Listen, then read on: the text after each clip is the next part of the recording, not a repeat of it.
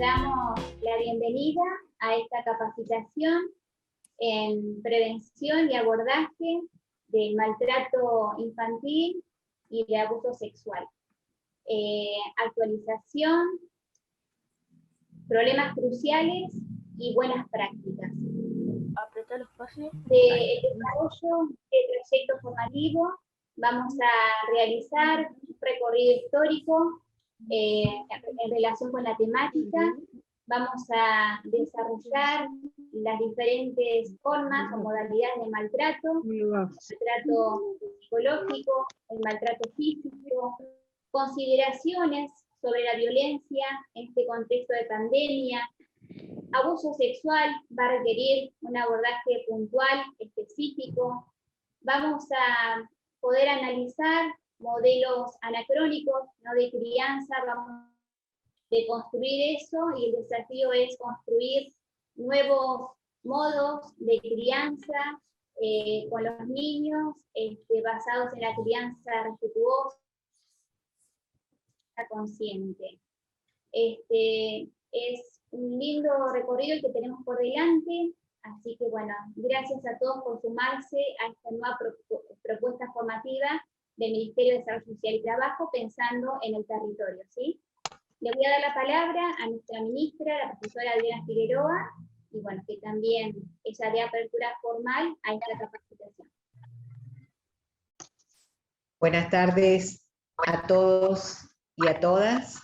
Buenas tardes, ministra Sofía Sanucci, a la subsecretaria de Familia del Ministerio de Desarrollo Social, al equipo de la coordinación, a los capacitadores, al doctor, a los licenciados, y a todos, por supuesto, aquellos que hoy están frente a esta capacitación.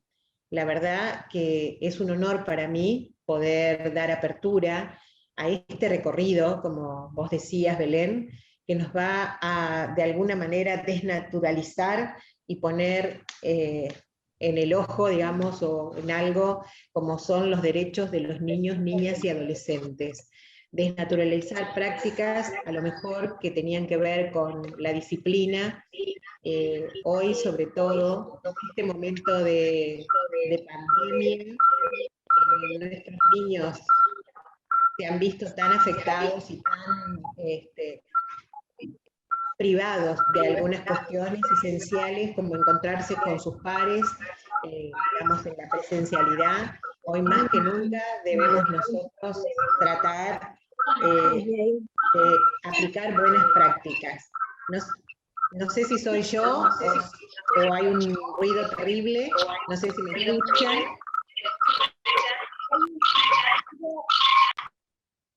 Me parece que hay un dispositivo que se está acoplando en la oficina, ¿puede ser?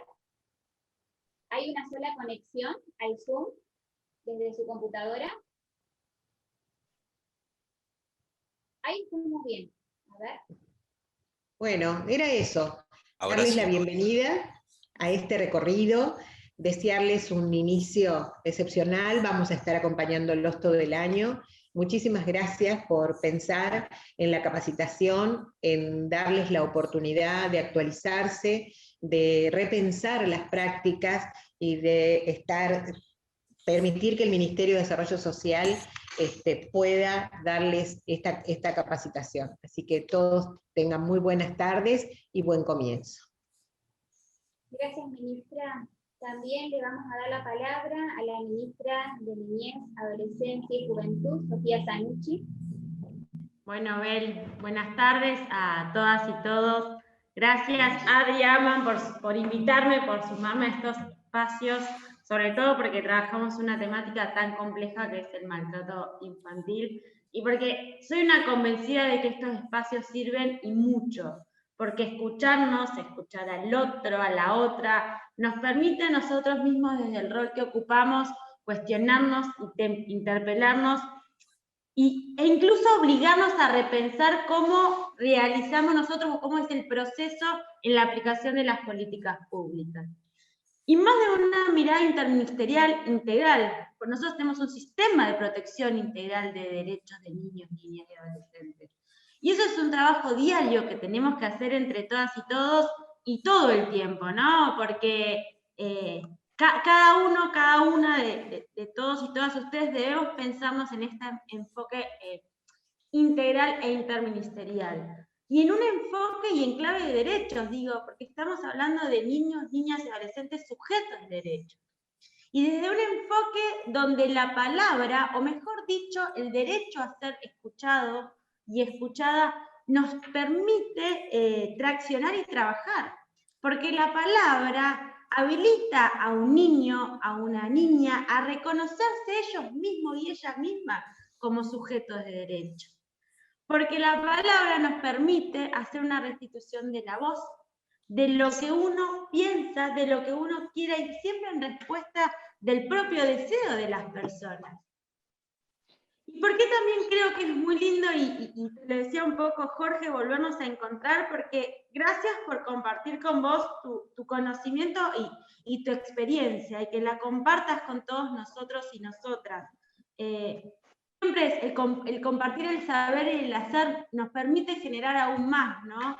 Trabajar el maltrato y trabajar el abuso sexual infantil y trabajarlo desde la prevención, de cuando se tiene que abordar la situación de la posvención, estamos pensando en fortalecernos como instituciones y porque nos permite pensarnos también de manera integral e interdisciplinariamente. A veces tendemos las instituciones en fraccionarnos en su abordaje, pero la ciudadanía no nos espera así.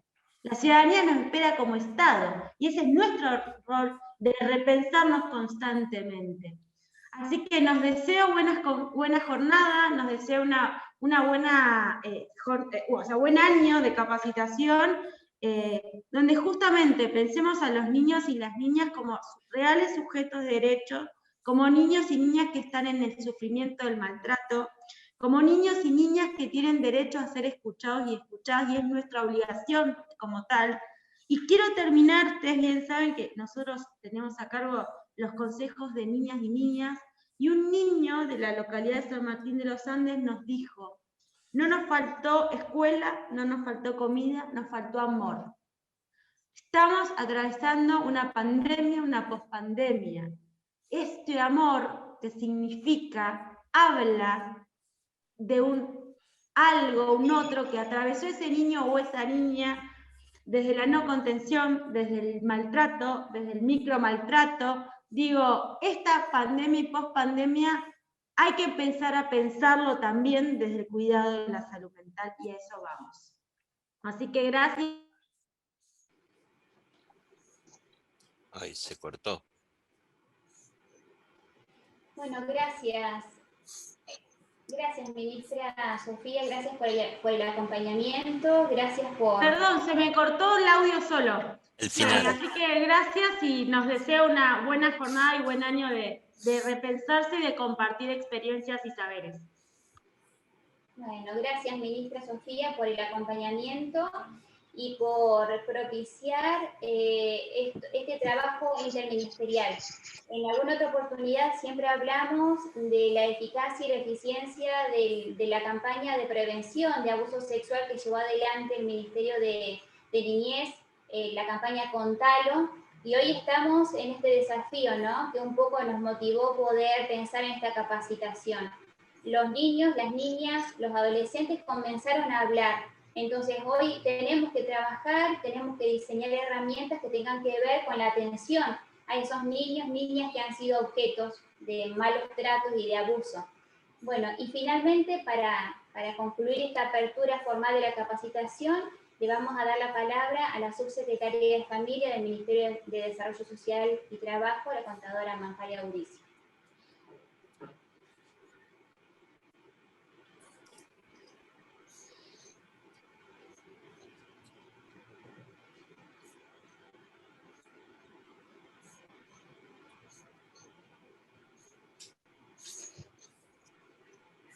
Ahora sí, esto de la tecnología y la virtualidad no nos pasa en la presencialidad, pero bueno, es la nueva modalidad.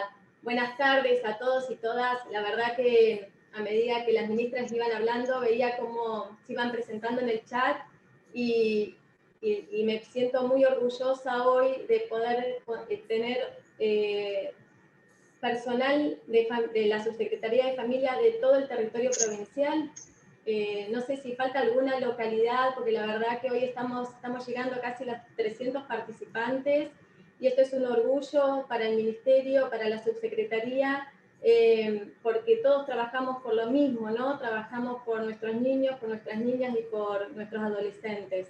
Gracias, ministra, la verdad que gracias de corazón por permitirnos tener estos espacios, por permitirnos tener esta excelencia en los capacitadores, que va a durar hasta el mes de noviembre. Es un trayecto formativo que desde la Coordinación de Enlace del Ministerio han organizado, y la verdad que estamos muy contentos. Gracias, ministra Sofía, por tus palabras. Y yo la verdad que quiero traer una cita que se la saqué a Nicolás Fariña, doctor. Se las quiero leer porque la verdad que me pareció muy interesante. Nicolás, traigo tus palabras.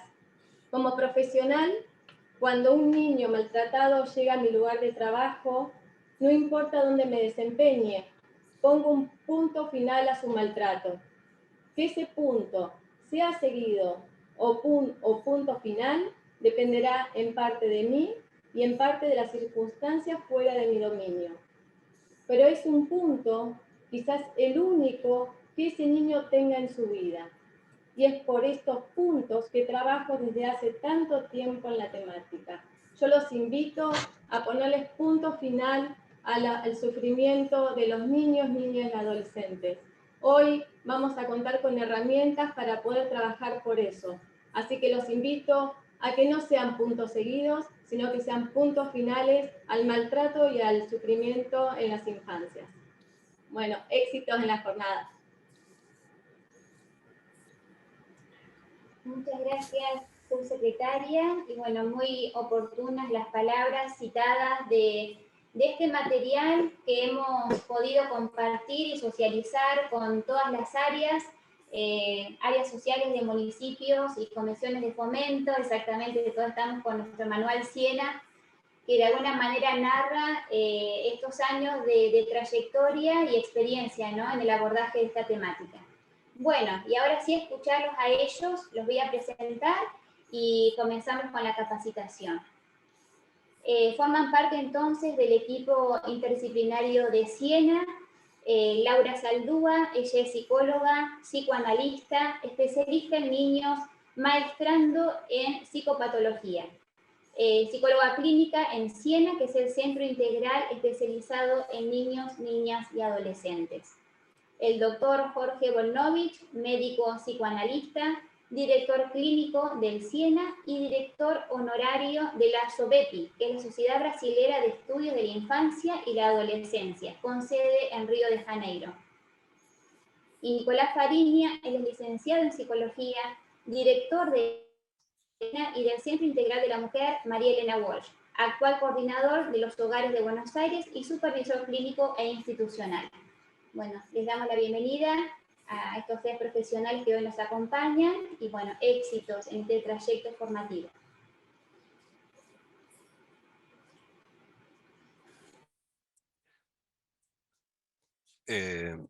Bueno, me toca a mí comenzar y en nombre de mis colegas quería agradecerle a Belén, a Janet y al equipo de coordinación realmente todo el esfuerzo que han hecho para que esto pueda suceder. Para nosotros es un placer. Y además quiero decir de paso, para todas las personas que están participando, de entrada, que me acaban de lavar el alma. Primero, acaban de lavarle el alma a Nicolás con la cita, y acaban de lavar el alma a mí también, porque hace varios años atrás, creo que cuando comenzaba la gobernación, que creo que es del mismo gobernador que en este momento está a cargo, tuve la oportunidad de charlar, creo que en ese momento Gustavo Alcaraz y con él, sobre una idea que yo tenía del Ministerio de Infancia y Juventud, porque había hecho un estudio en el mundo entero a respecto de esa experiencia del Ministerio de infancia y juventud. Y enterarme hoy que Sofía es ministra de Infancia y Juventud realmente, y adolescencia, digamos, la verdad que me lava el alma, digamos, ¿no? Como comienzo de este encuentro.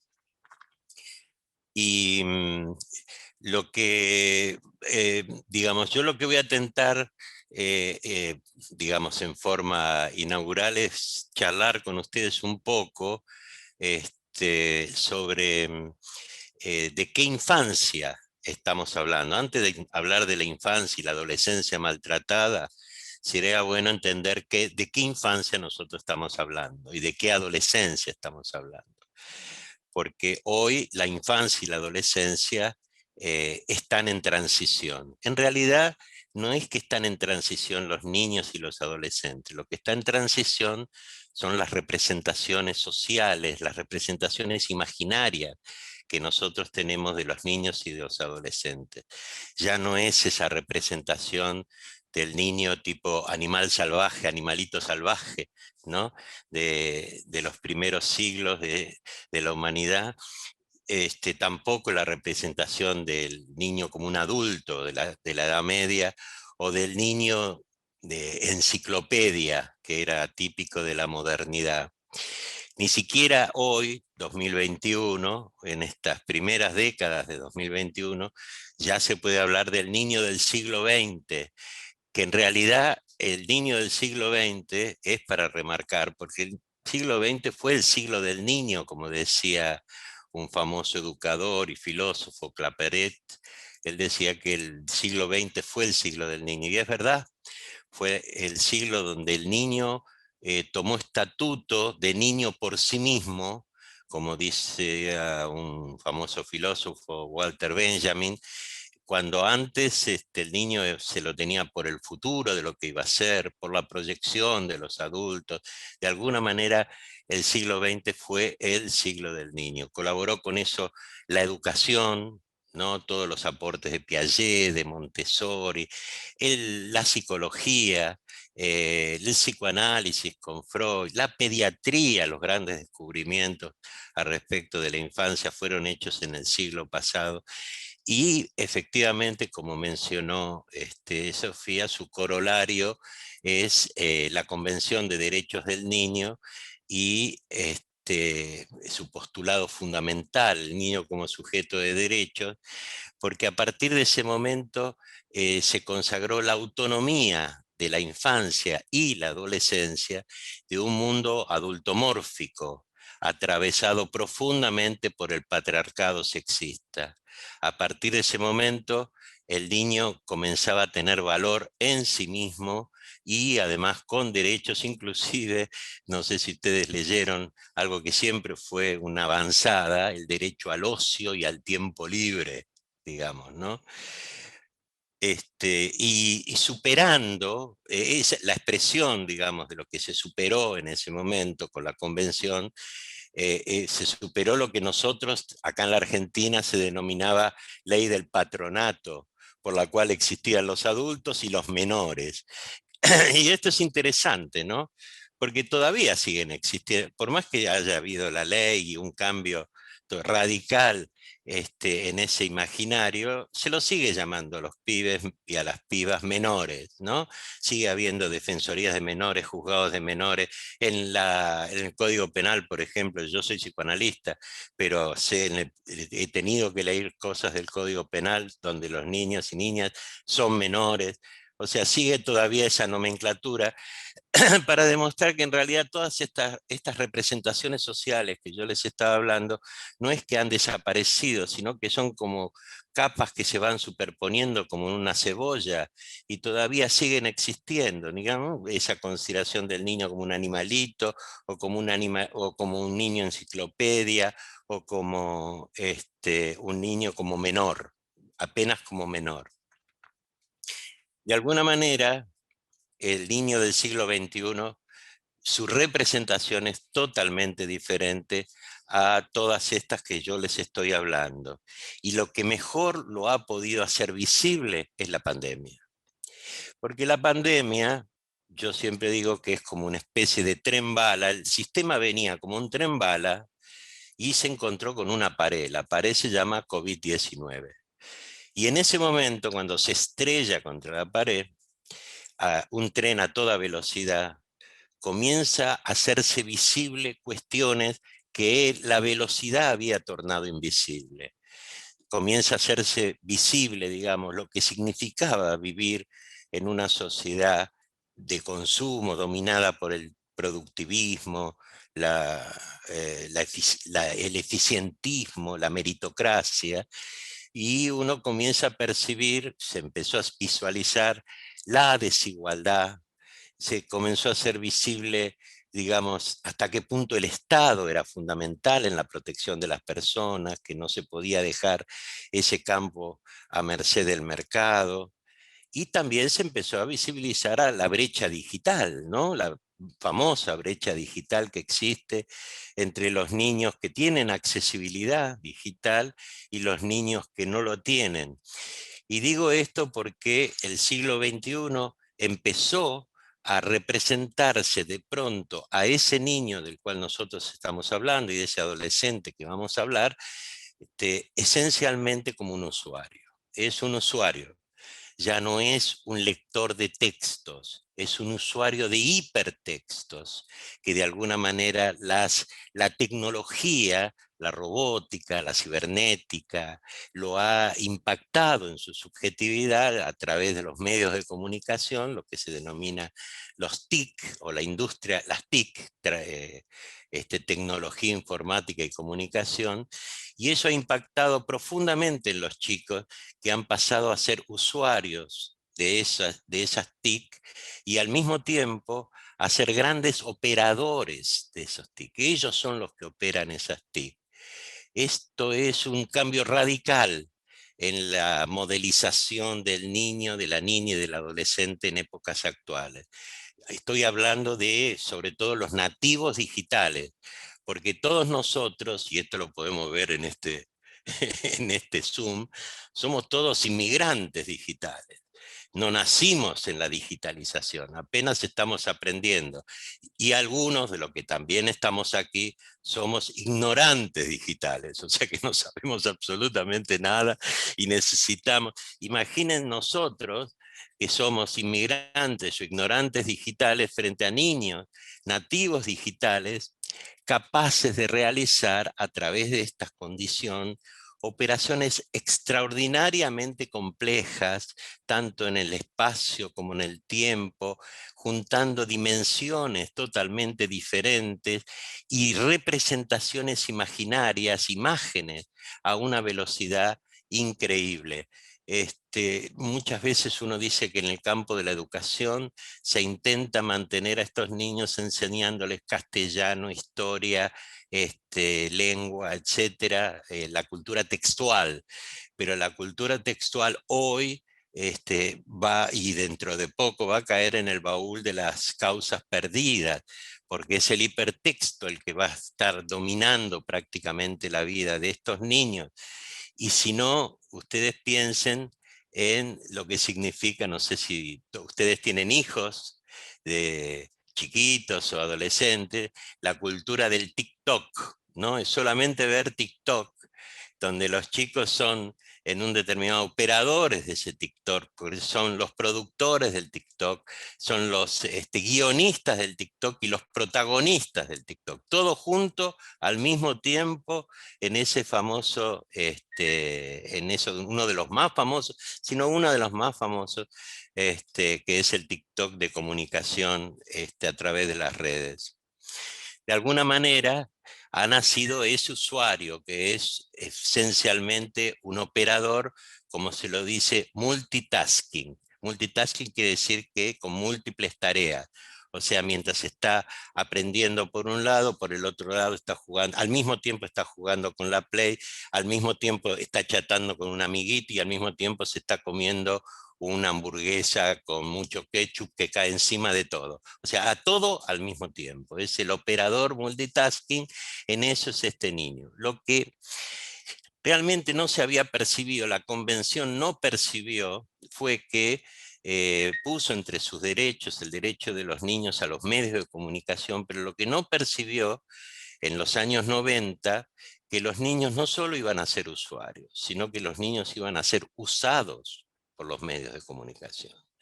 Son usuarios y usados, o sea, los medios de comunicación se nutren de los cuerpos infantiles, los consumen, no es que los niños consumen a los medios van consumiendo a los niños, y es allí donde aparecen muchos efectos de la violencia, de las cuales seguramente vamos a hablar con mayor detalle, inclusive a nivel de los medios de comunicación, ¿no? Los medios virtuales, de los cuales el más conocido seguramente para ustedes, por lo que siempre se habla de ellos, es el ciberbullying. De cualquier manera, frente a esta infancia en transición que surge, los padres y educadores, ignorantes digitales, inmigrantes digitales, intentan establecer, hacen lo que pueden. Todos, yo todos los días tengo consulta de mucha gente que dice, ¿qué hago con mi hijo? Y se hace lo que puede. O sea, digamos, ¿qué quiere decir eso?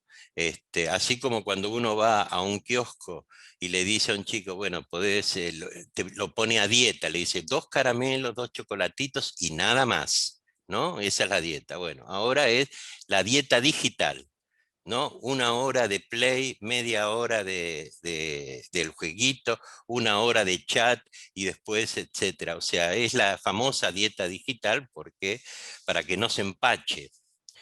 Con la pandemia, todo esto con la pandemia apareció en su mayor dimensión. ¿Por qué?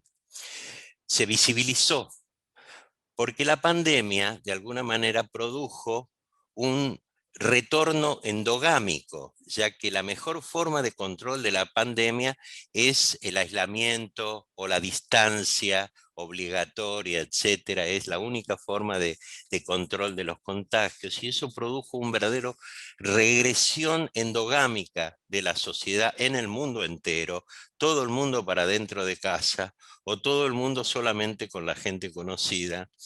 Y la regresión endogámica en una sociedad que todavía está dominada por el patriarcado sexista es prácticamente echar leña al fuego. ¿Por qué? Y de eso da testimonio el número de casos de violencia de género que ha habido en esta época, porque no hay a dónde ir, no hay a dónde escapar, es todo dentro de casa, y sabemos que la violencia es fundamental contra niños y adolescentes, sobre todo, es intrafamiliar. En el 90 y pico % de los casos siempre es intrafamiliar. Y bueno, esa violencia se empezó a desarrollar prácticamente furiosamente entre las parejas, y las denuncias fueron en un crescendo que terminaron, como ustedes saben, trágicamente en varios femicidios, y lo que sucede inclusive con los hijos de las parejas que, digamos, que de pronto el papá o el novio, el padrastro mata a la mamá y se quedan huérfanos, absolutamente huérfanos de padre y de madre al mismo tiempo. Entonces, en ese momento, las dietas, tenemos que reconocer, no sé si a ustedes les pasó, las dietas se fueron a la miércoles. Si el pibe se quedaba 2 horas, 3 horas más, 4 horas más, se quedaba 3 horas más delante de los jueguitos o con la Play, y podía terminar hasta las 2 de la mañana todavía chateando con sus amigos y sus amigas. De alguna manera, a veces uno describe un fenómeno, está en la bibliografía, que es sharenting, que es cómo los padres estimulan a los chicos a compartir los medios de comunicación, ¿no? Las formas de las redes. Los padres estimulando, y se los critica mucho a los padres por estimularlos. En este caso, prácticamente si fuese así, todos los padres estarían de alguna manera haciendo ese sharenting, o sea, esa estimulación a que los chicos, porque de alguna manera entonces en la regresión endogámica, la única salida exogámica posible para los pibes son las redes sociales. No tienen otra forma de salir, no tienen la escuela, no tenían la escuela por lo menos hasta que empezaron las clases, no tenían a los amiguitos, no podían acercarse demasiado, salvo clandestinamente o fiestitas. Entonces la única posibilidad eran los jueguitos y el celular y los mensajitos. Era la única salida exogámica que podían tener estos chicos. Entonces, como ustedes se van dando cuenta, estas representaciones de imaginario de infancia realmente están en una transición muy acelerada. La pandemia nos ha dado la posibilidad de tener el tiempo como para entender mucho mejor qué era lo que estaba pasando, y como toda desgracia, ¿no? Por un lado es una desgracia, pero por otro lado se tiene el tiempo para pensar un poco mejor a respecto de nuestros niños y adolescentes, ¿no? Y nos hace pensar.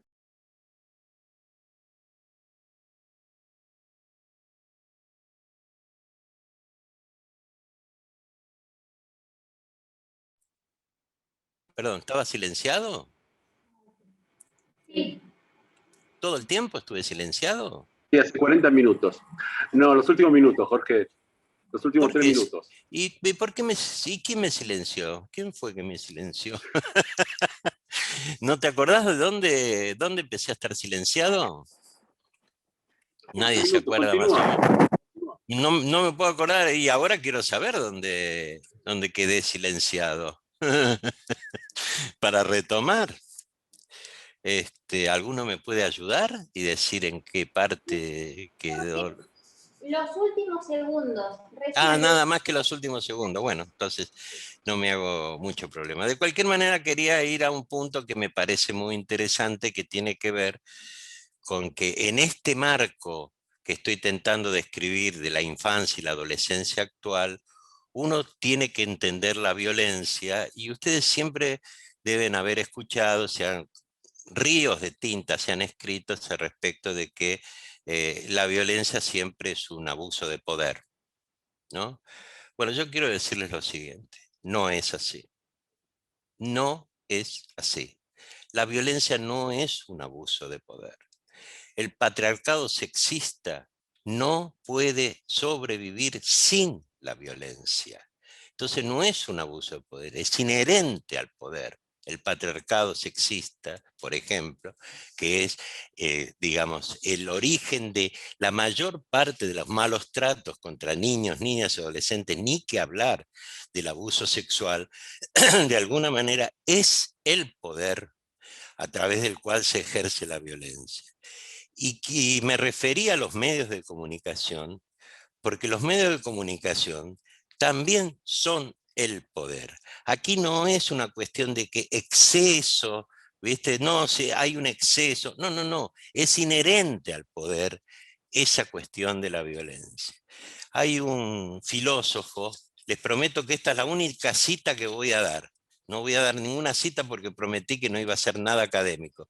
Pero pensé, bueno, qué sé yo, les voy a hacer un pequeño regalo, una cita de un filósofo que se llama Chul Han. Es un coreano que vive en Alemania, y que él habla del poder y dice así, y yo se lo quería leer porque me parecía importante, porque él parte de la base de que el poder es la posibilidad de imponer voluntades del yo al otro, de imponer voluntades, normas, conductas del yo al otro. Eso sería el poder. Y entonces Shulhan dice: el poder le ayuda al yo a continuarse en el otro, a recobrarse a sí mismo en el otro. Si la intermediación entre yo y el otro se reduce a cero, entonces el poder se trueca en violencia. La pura violencia desplaza al otro a una pasividad y a una falta de libertad extrema. No se produce ninguna continuidad interior entre el yo y el otro. Yo tomo esta cita de Chul Han porque de alguna manera muestra con lupa la dinámica del poder que nutre los malos tratos, ¿no? Y que nosotros encontramos todos los días cuando enfrentamos la cuestión de la violencia intrafamiliar, la famosa responsabilidad parental, que a veces sostiene justamente no lo mejor de la responsabilidad, sino lo peor de la violencia, ¿no? Entonces, de alguna manera, uno ve hasta qué punto no solamente está en transición la representación de los niños, sino que también nosotros estamos en transición, en esa comprensión. Estamos en transición a cómo entendemos nosotros a los niños y la construcción del poder frente a eso. Un ejemplo de un poder que se está construyendo ahora en forma diferente y que no sabemos cuál va a ser su devenir, es el movimiento feminista, por ejemplo, que es un poder totalmente diferente, desconocido. Se están empezando a transitar los primeros campos, los primeros años de ese poder feminista, y no sé si ustedes han percibido, pero en este siglo XXI, las conquistas del niño en general están viniendo a remolque del poder que ha conseguido el feminismo en todas sus propuestas. O sea que a medida que van avanzando las mujeres, eso también le permite venir atrás a los niños, ¿no? Y también afianzarse en sus derechos, ¿no?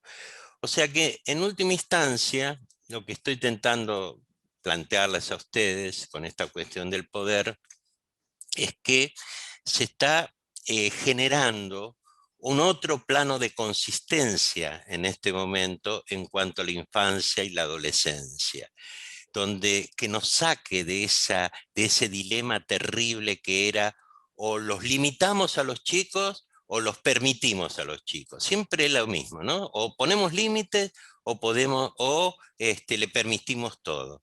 La idea no es ni limitar ni permitir. Siempre fue intentar comprender, que es totalmente diferente a esa idea de limitar o, digamos, o permitir indiscriminadamente. En ese campo, ustedes han visto cómo la pandemia ha impactado en los educadores, en los padres, y ha impactado en los niños y los adolescentes. No es ninguna casualidad que hayan aparecido, digamos, muchos casos de niños que están cada vez más con rabietas, o niños autistas que no quieren salir de la casa, algunos que ya se restablecieron las clases, pero no quieren ni saber de volver a las clases, no quieren ni noticias de volver a ir al colegio, mucho menos con mascarilla. Los mismos niños que en unos momentos te dicen, estoy podrido de los Zooms, ¿no? De los Zooms de las maestras, de los maestros, etc. Y comienzan a aparecer hasta un montón de rebeldes desencantados, llamemos así. Y esto tiene que ver con una cuestión, con lo cual voy a terminar para no extenderme demasiado, que hay que pensar esta infancia y adolescencia de una manera diferente en este sentido. Antes la infancia seguía modelos adultomórficos. Hoy la infancia sigue modelos adolescentomórficos. Los niños quieren ser como los adolescentes, desean ser como los adolescentes. Entonces son adolescentes de 9 años, de 8 años, de 7 años. La estética de los chicos, hasta los chicos de 2 años ya llevan una estética adolescente. Es la misma ropa que ustedes le comprarían a un hijo adolescente, se la van a comprar a un niño de 2 o 3 años, no sé si van comprendiendo, con el mismo tipo de estética. ¿Para qué van a ir a una juguetería? No pierdan el tiempo. A un chico de 7, 8 años, a una chica de 7, 8 años, no vayan a una juguetería, no le regálenle pavos. Los pavos, quieren para los jueguitos, ¿vieron el Mario Bros, el otro, donde y hacen operaciones increíbles con esos pavos? Entonces, ¿para qué ir a una juguetería a comprarle un muñequito, un jueguito? Si lo único que quieren los pibes digitales, nativos digitales, son pavos para poder seguir operando. Por eso yo tengo la impresión que hay un cambio de paradigma hay un cambio de paradigma. Ese cambio de paradigma se está produciendo en el planeta entero. Esa es una de las cosas más interesantes, que ahora los cambios son planetarios, no son por segmentos, por naciones, etcétera, sino son cambios en todo el planeta, y la pandemia de alguna manera cambió la faz del planeta. Entonces es lógico que el campo de la educación de los chicos, el campo de la psicología de los chicos y el campo de nuestro, que es fundamentalmente el de la violencia contra niños y niñas y adolescentes, tenga paradigmas totalmente diferentes a los que ha tenido el siglo pasado, por ejemplo, cuando empezábamos a atajar los casos de maltrato o de abuso sexual. Bueno, dejándolos con este contexto de transición como inicio, le cedo la palabra a Nicolás para que entre ya más en la materia que vamos a trabajar, ¿no? ¿Está bien, Nico? Jorge. Bueno, hola a todos y a todas. Lo primero que vamos a hacer es conceptualizar qué estamos hablando cuando hablamos de maltrato infantil. Como ustedes sabrán, el concepto de niñez no es muy antiguo. Se recién empieza a desarrollarse en la era industrial. ¿Esto qué es? En 1760 se pone como inicio de la era industrial. Antes a eso, es decir, lo que no había era niñez. Había los niños, pero el niño productor, como había decidido Jorge, ¿no? Eran niños que directamente pasaban ya a trabajar a partir de los 3 años. Si trabajaba en una granja, se pasaba a cuidar, a buscar leña, a traer un poco de agua. Si trabajaba en una cantera, le llevaba agua a la gente de la cantera, después acompañaba el carro, después lo manejaba, ¿no? Era producto del trabajo, ¿no? Esto era en la era, se inicia el concepto del niño, de niñez, en la era industrial. ¿Qué tiene el objetivo de la era industrial? Comienza a pensarse en el cuidado. Se trataba también de cuidar, ¿no? Y educar a los chicos. Después saber qué tipo de educación se buscaba en esa era. Si era mujer, era mucho peor su destino. Si era mujer, directamente era trabajar en la cocina, ¿no? O la prostitución, o era vendida directamente. Era muy común vender a los niños en esa época. Si había épocas de hambre, directamente al niño se lo abandonaba. Antes de la era industrial, ya un poco más organizado, se dejaba a los niños, ya para el 1500 más o menos, se dejaban los niños depositados en lo que eran los monasterios. Los monasterios eran grandes latifundios de producción, ¿no? Que respondían a la iglesia. Entonces los chicos eran tomados por curas, por pastores, y eran educados y quedados toda su vida para trabajar en ese latifundio. No hay mucho registro de lo que era el niño en esa época. Hay ejemplos en la literatura más antigua, por ejemplo, en la Biblia. Herodes se entera que alguien le dijo que iban a ser Jesús, que iban a ser el futuro rey de los judíos, y ¿qué hace Herodes? Manda a matar a todos los niños judíos de esa época, de ese año, ¿no? Alguien se preguntó, hubo un levantamiento, alguien se quejó, no sabemos nada de eso directamente, ¿no? Abraham, ¿no? Dice que recibió un mensaje de Dios y va a matar a su hijo. ¿Se separó la mujer? ¿Se enojaron? ¿El pueblo se separó? No, ¿no?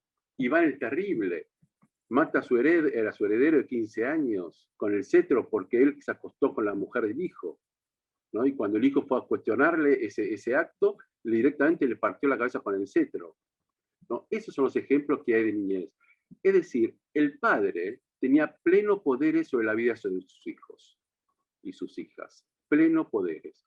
Lo podía matar, lo podía violar, lo que quería, vender, lo que quería, ¿no?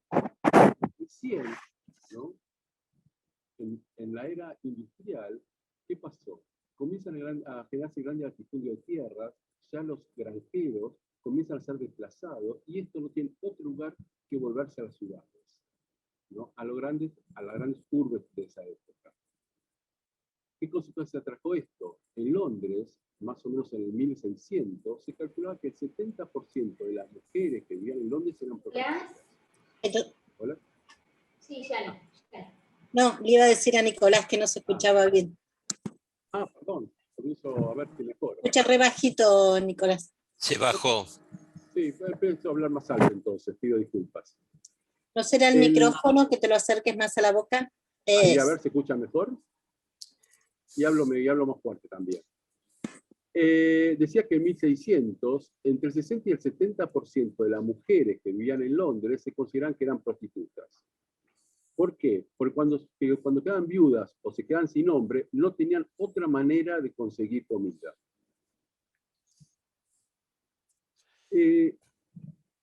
Cuando llega la era industrial, habíamos dicho que se aglutinaba la gente.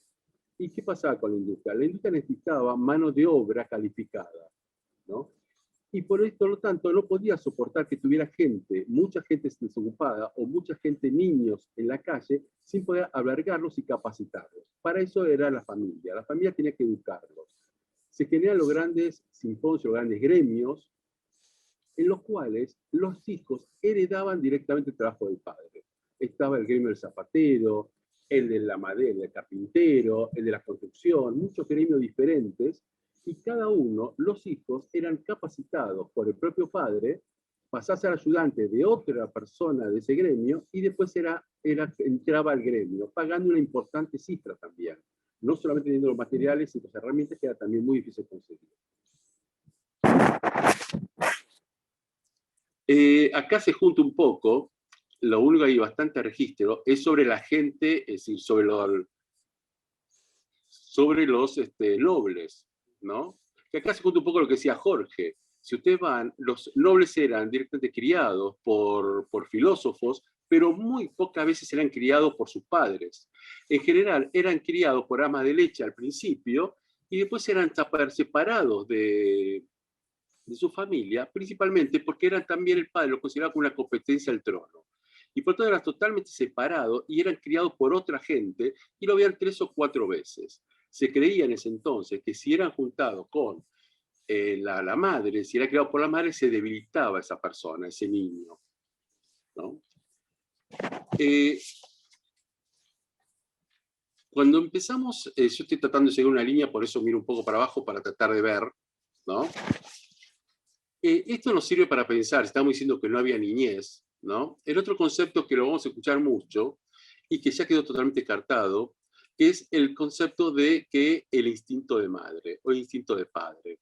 Es importante tener un concepto de que no existe este instinto, porque muchas veces lo vamos a ver nosotros, que nos van a decir qué mejor que su madre, qué mejor que su padre que los críos. En mi práctica me ha pasado tener, que me hayan dicho, por ejemplo, un chico que había sido protegido por un informe mío, yo te decía el tratamiento de la madre, y la madre me venía a decir que le estaban pegando en el lugar donde estaba protegido, ¿no? Esto también es otro problema grave para nosotros, ¿no? Y es cuestionarnos cuál es nuestra tarea realmente. Por supuesto, esto se hizo la denuncia sobre donde estaban cuidando, y este chico fue mejor protegido y después dejó de esto. Lo importante es, cuando nosotros hacemos nuestra tarea, es tener en claro nuestro rol claramente y saber qué tenemos que hacer como profesionales en la temática de la protección. Y hacerlo responsable de nuestro rol y de nuestro trabajo. Por supuesto que si otros no lo cumplen, hacer también la fuerza para que se cumpla ese rol. Pero no podemos hacernos claro de proteger a un niño y no protegerlo por decir que no hay un sistema. ¿Está? El maltrato, como vimos, si no había niñas, el maltrato existió en toda la historia de la era humana. Ya recién con el iluminismo, ¿no? A finales de 1700, empezaron a aparecer algunos escritos de protección hacia los chicos, de comenzar a denunciar cómo está la niñez. Estos escritos no estaba la sociedad, ni la sociedad científica, ni toda la sociedad académica para hacerse cargo de estos escritos, y no tuvieron mucho éxito. Recién, en 1962, en Denver, el doctor Harry Kemper, médico pediatra y microbiólogo, publica un libro, un trabajo, antes de ser libro, que se llamaba El síndrome del niño paliado. A partir de esa publicación, ¿no? Que fue un estudio por sí, comenzaron a aparecer los daños que tenían los niños cuando eran maltratados. ¿Qué hacía Kempe? Kempe describe el síndrome del maltrato, las causas que traían en los niños, y él decía, y él sostenía, que si se observaba al padre el primer año de vida del niño, entre el 76 y el 100% se podía detectar el maltrato infantil, ¿no? Él decía que había que observar al padre el primer año de vida, y con eso se detectaba esa cantidad de maltrato. Esto fue hace menos de 60 años, ¿no? Fijémonos qué reciente es todo, ¿no? Acá, en Argentina, comenzó a introducirse a la temática del maltrato en 1974. La doctora Diana Beche de Goldberg, que murió en el año 2000, pediatra infantil, ¿no? Y psicoanalista, junto con Jean Stasio, un importantísimo pediatra de la época, comienzan a introducir la temática del maltrato. Y recién en 1978 se hace el primer simposio sobre el maltrato infantil en la Argentina. Pero el primer equipo especializado en la temática se abre recién en 1988, ¿no? 10 años después del simposio, que fue el equipo de ex Casacuna, ¿no? Esto lo decimos por poco para introducir, con lo que decía también, sumado a lo que decía Jorge, que antes de la era industrial no había niñez, había niños adultomórficos que rápidamente comenzaron a ocupar el lugar en la producción, ¿no? Y recién a partir de la era industrial, con el concepto, comienza a formarse la era moderna de la niñez. Vamos ahora a ver una definición. Ahora sí podemos ver la pantalla. Tenemos, no sé cómo es con el tema de las filminas. Ahí está. Ahí ya se apareció. Ahí está. Entonces ahora la definición de maltrato infantil. Contrario a lo que dijo Jorge, bueno, después vamos a discutir con Jorge. Yo con Jorge nos discutimos mucho, muy de vez en cuando, y discutimos bastante sobre los temas. Esta es una definición del maltrato infantil típica, hay cientos de estas definiciones, pero lo importante acá es dos conceptos. El daño real o potencial que se le puede hacer a un niño, ¿no? Que está en forma de desarrollo, y principalmente también, ¿no? ¿Por qué lo ejerce generalmente un adulto? Pero marca acá la importancia, y es fundamental, la asimetría del poder, ¿no? Yo sé que, te comparto totalmente con Jorge, que es que el maltrato infantil es parte del patriarcado sexista, no es consecuencia del patriarcado sexista, es imposible que haya maltrato infantil si no había un concepto de patriarcado, que es la autoridad del adulto sobre el cuerpo del niño.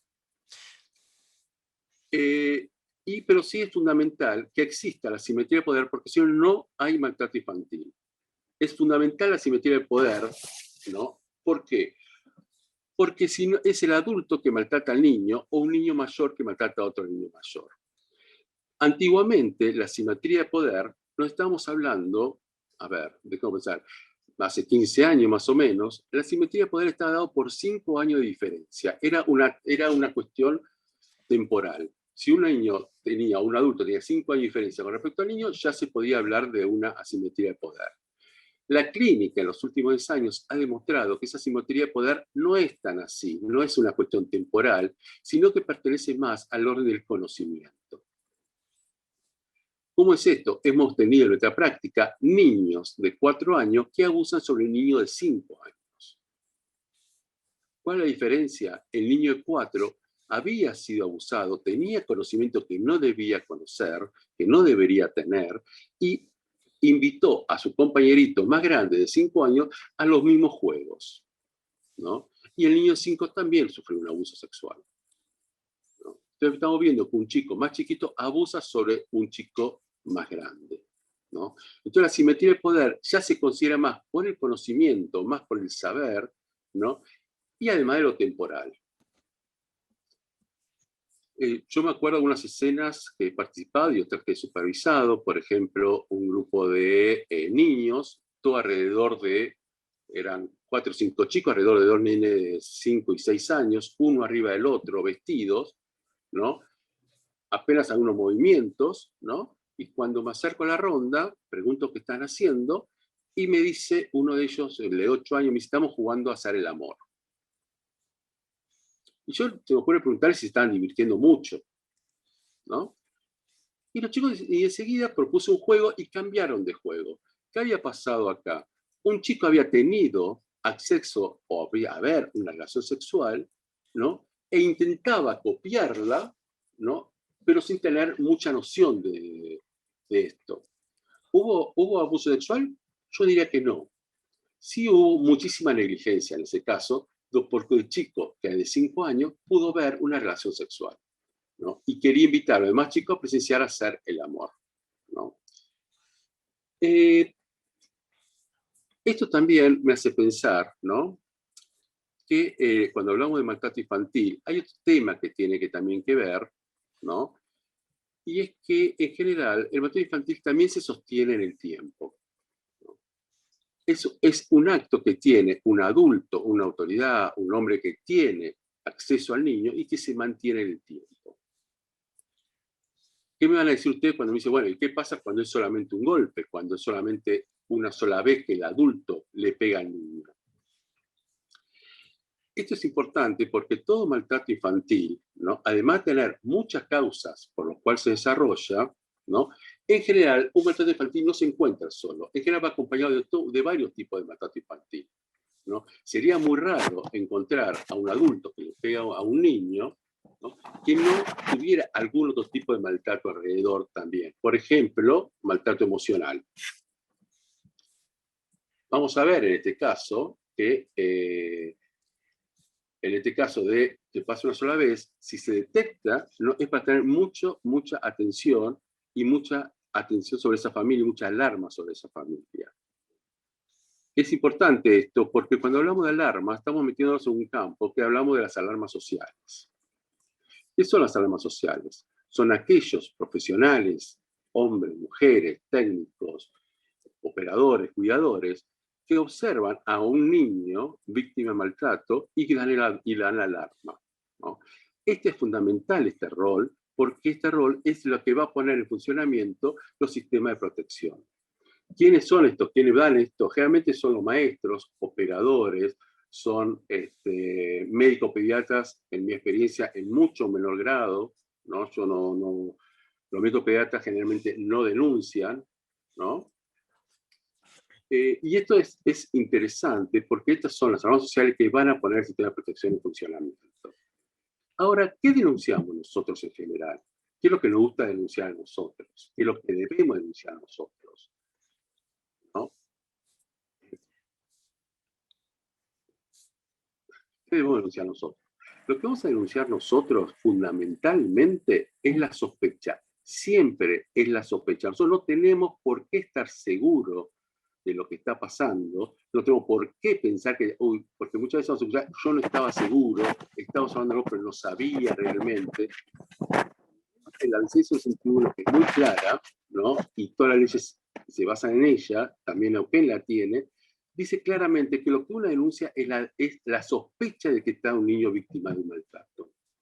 Y esto es importante tenerlo en cuenta. Nosotros no vamos a nunca denunciar la certeza del maltrato, sino de la sospecha del maltrato. Más adelante, en otro día, vamos a trabajar un poco de cómo se hace esta sospecha, cómo se realiza y cómo se informan estas sospechas. Importante esto, ¿no? de la sospecha y no la certeza. Y es tan interesante la ley como se está haciendo ahora, como las leyes últimas, como la ley 661, que marca realmente todo el nivel de responsabilidad que tiene cada persona. Por ejemplo, un maestro detecta un maltrato en uno de sus alumnos, lo informa a su directora, y la directora tiene que informar a su vez para arriba. Si la directora, por X razón, no lo informa, ¿no? El responsable de ese maltrato, el responsable de no haber cumplido con las funciones que corresponde, es la directora, no la maestra, porque la maestra notificó, comunicó el maltrato infantil. No sé si van comprendiendo cuál es el concepto. Ha pasado no hace mucho, hará 7 años atrás, 6 años atrás, en la ciudad de Buenos Aires. En general los maestros no denunciaban mucho maltrato infantil. ¿Por qué? Porque estaba la fantasía social de que si denunciaban, te metías en un quilombo, pero si no denunciaban, no pasaba nada, ¿no? Un chiquito llamado Agustín, de 5 años de edad, fue muerto por su padrastro y su madre por los golpes. ¿Qué hizo la escuela? La escuela, las autoridades intervinieron en la escuela, revisaron el libro y se dieron cuenta, hay un libro donde anotan todo lo que pasa con cada uno de los chicos en la escuela, y se dieron cuenta que este chico de 5 años faltaba muchísimo al colegio, que vino varias veces golpeado, y en las marcas, ¿no? La maestra, la directora, anotaban que aparecía la marca y que la madre se comprometía a traer el certificado. ¿Qué hizo las autoridades de educación? Directamente, además de sumariarla, le hicieron una denuncia penal, ¿no? ¿Qué reacción tuvo la sociedad? ¿No? El gremio hizo un paro inmediato al otro día porque había sido sumariada la maestra y la directora, porque tampoco lo había comunicado. Lo importante de todo esto es que a partir de que se sumarió y se le hizo una causa a la directora, que después no prosperó, pero no es importante eso. Lo importante es que a partir de eso, los maestros y todo el personal de la educación se convirtió en alarmas sociales. Y crecieron la denuncia de maltrato realizada por las escuelas, más del 70% de lo que venía antes de lo que había pasado con Agustín, ¿no? Esto es lo importante. Cuando la gente se sienta responsable de lo que le puede pasar, comienza a trabajar en esto. Y acá vamos a dar algunos tips que son importantes. El primero, todo ya lo dijimos, que uno denuncia, uno comunica, uno informa, ni siquiera denuncia, uno informa y comunica, porque uno tiene que ir comunicando primero a las autoridades que dependen y después a los sistemas de protección, comunica la sospecha, ¿no? Otra cuestión que también es válido por lo que uno aprende en estas lides, ¿no? Es que lo que no está comunicado por escrito, lo que no está informado, no existe, ¿no? Esto yo lo aprendí con los abogados. Los abogados dicen claramente, lo que no está escrito no existe, ¿no? Uno tiene que escribir el informe, después si tenemos tiempo vamos a trabajar sobre cómo es un informe, y tiene que preparar y mandar el informe como corresponde, solamente la sospecha, ¿no? Y ahí se utilizan, por supuesto, lo dicho de los niños o los potenciales, ¿no? Habría sucedido, observado, que tal vez debería haber sido, ¿no? Y otro tema para que somos profesionales en la temática, y es fundamental, es siempre informar, ¿no? No solamente siempre informar para que todos estén al tanto de lo que está pasando con ese niño, sino para compartir, ¿no? Responsabilidades, ¿no? Pero cuando pasa una desgracia como la que le pasó a Agustín, enseguida se comienzan a buscar, ¿no?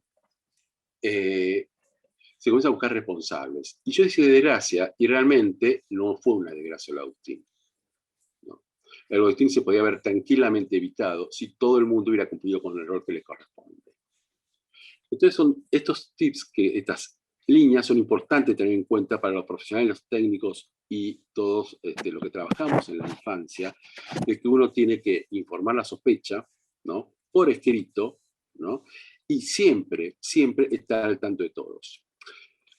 Yo les cuento una cosa que me sucedió a mí, por ejemplo. Me llega un pedido de tratamiento, yo pertenecía a un equipo de maltrato, llega un pedido de tratamiento para una nena de 5 o 6 años, no decía pedido de tratamiento, soy el juez Viraldes, jugador 56, envía a una nena a tratamiento acorde a lo que le había sucedido con el juez, ¿no?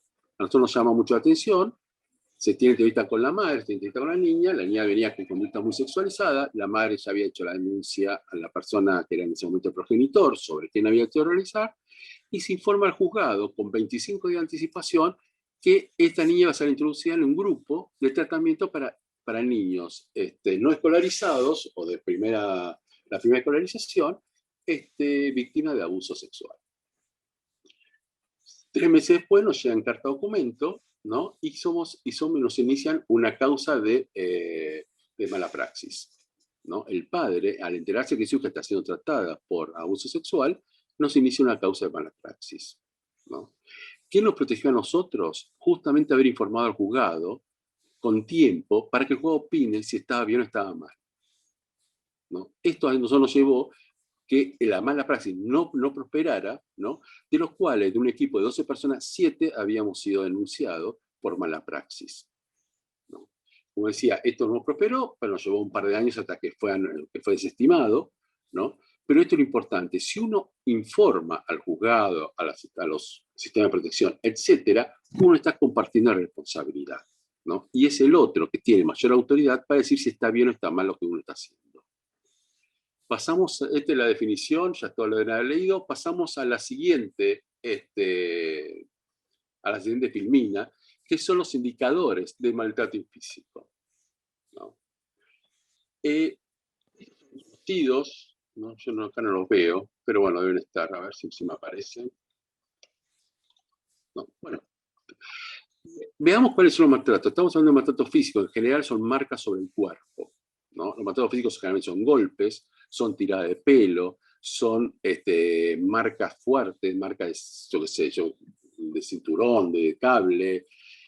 Por ejemplo, las marcas redondas sobre el cuerpo, quemaduras redondas, claramente son de un cigarrillo, ¿no? Ahora cada vez es más difícil observarlo porque cada vez la gente fuma menos, pero antes era una de los maltratos más comunes que había, que el padre o la madre fumando, para castigar a su hijo lo quemaba directamente. Entonces uno veía el cuerpo del nene con 4, 5, 6 quemaduras, ¿no? De larga data algunas.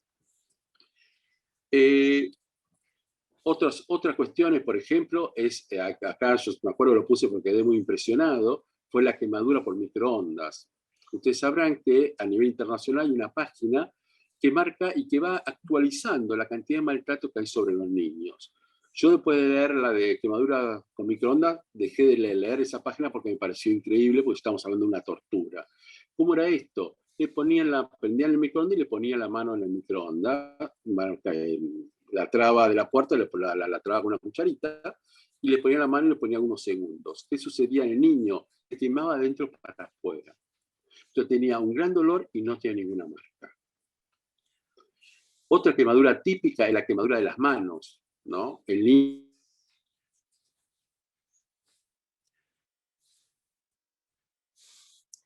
Te silenciaste. ¿No? Ahora. Mina, Está silenciado. Muy simple. Y él no estoy silenciado, Jorge. No, se cortaba. Ahí me estoy silenciado. Ahora sí. ¿Y ahora sí? ¿Sí? ¿Se escucha ahora? Está perfecto. Bárbaro. ¿Sí? Bien. Pasamos a la siguiente filmina. Y ahora vamos a ver que se considera que los accidentes no son fortuitos. Yo por eso dije que había sido una desgracia lo que ha pasado a Agustín, y está mal dicho, ¿no? Los accidentes son negligencia, como mínimo, ¿no? Entonces cuando uno dice al padre, uy, no, fue un accidente, usted tiene que conceptualizarlo como una negligencia. Hay negligencias y negligencia. Una cosa es una única negligencia que pasó porque el padre se descuidó un poco, la típica, o muchas veces pasa, el nene se acerca, la madre está planchando, deja la plancha, el nene se acerca y apoya, que está apoyado en el regazo de la madre, apoya la carita en la plancha, ¿no? Y se quema.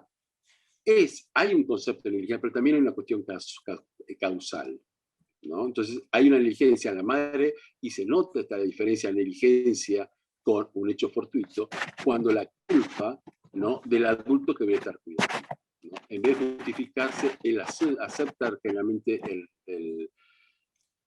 acepta la causa de lo que le pasó y la responsabilidad de lo que pasó. Vamos a encontrarnos con nuestra práctica que muchos adultos nos van a decir que está colocando, que lo hace a través del golpe y del maltrato, es que le está poniendo un límite, ¿no? Ahí vamos a encontrar mucho esto porque se justifica, y en la legislatura argentina es muy moderno el condenar el maltrato hacia un niño, me refiero al golpe al niño. Hace 15 años atrás, en Londres, la Cámara de Comunes discutía si un maestro le podía pegar al alumno. 15 años atrás estaba discutiendo eso, así que fíjense el concepto del golpe, cómo estaba aceptado para poner un límite en los chicos. ¿Y por qué decimos que el golpe no es útil? ¿Por qué decimos que el golpe es un falso límite?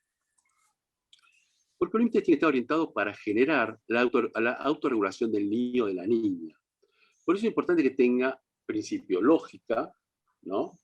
que tenga un principio y un final, ¿no? Y lo más importante, que lo que más le cuesta a muchos adultos, que es un sostenerlos en el tiempo, ¿no? Si uno promete que va a tener tal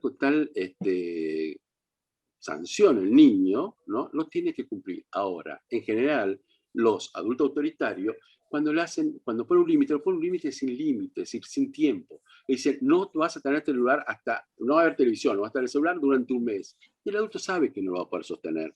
Y el niño también sabe que no lo va a poder sostener. Entonces es un límite que no pone la autorregulación del niño. Miren el concepto que es tan importante, la autorregulación en el niño, que la falta de límite también es un tipo de maltrato.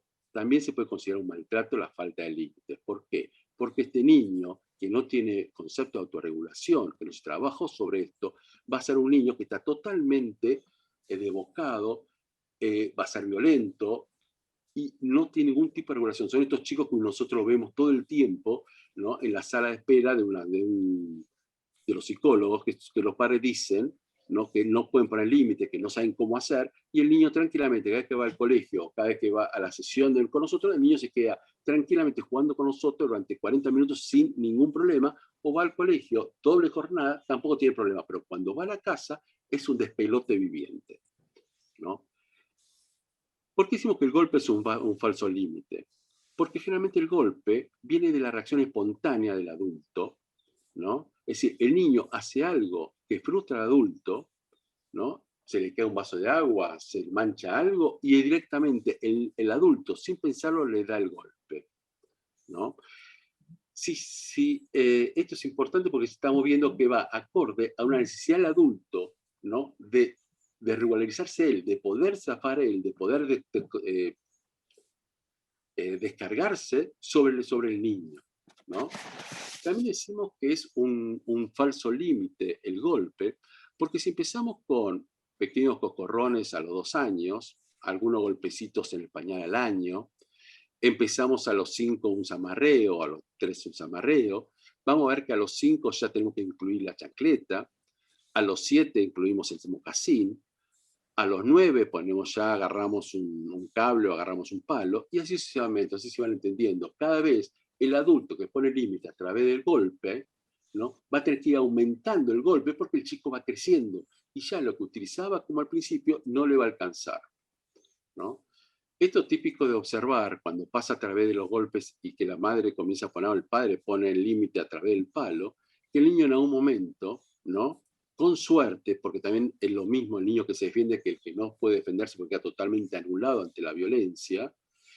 El niño, he tenido pacientes que vinieron al consultorio por ser violentos ellos, ¿no? Y cuando uno investiga sobre dónde había nacido la violencia, toda su vida había recibido violencia de estos padres, ¿no? Hasta que el nene de 12 años se cansa de ello e informa a estos padres que si lo van a pegar, él va a pegar también, ¿no?